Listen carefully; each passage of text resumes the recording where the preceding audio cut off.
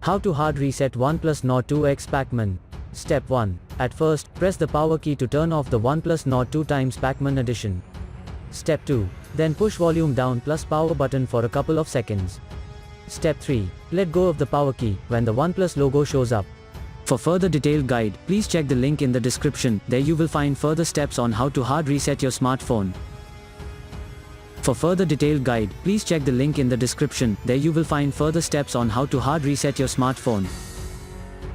For further detailed guide, please check the link in the description. There you will find further steps on how to hard reset your smartphone.